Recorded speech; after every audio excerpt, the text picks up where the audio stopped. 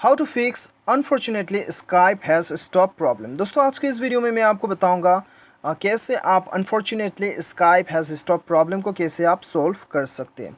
तो दोस्तों यहाँ पे मैं आपको स्टेप बाय स्टेप बताऊंगा। शुरू करने से पहले मेरी आपसे दिल से रिक्वेस्ट है कि चैनल को सब्सक्राइब करके उस बेल आइकन को दबा देना और दोस्तों साथ ही साथ इस वीडियो को एक लाइक कर ही देना, ठीक है।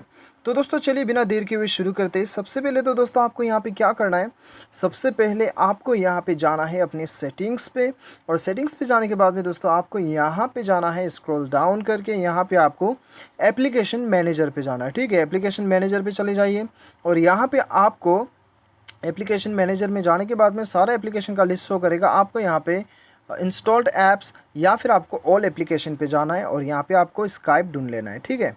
यहाँ पे स्काइप आ चुका है, क्लिक कर लीजिए स्काइप के ऊपर। उसके बाद में दोस्तों यहाँ पे ध्यान रखने वाला बात है कि आपको फोर्स स्टॉप पे सबसे पहले क्लिक करना है, ठीक है। और इसके बाद में दोस्तों आपको स्टोरेज यूसेज पे जाना है, क्लियर कैशे पे क्लिक कर दीजिएगा, क्लियर डाटा पे क्लिक कर दीजिए, ठीक है।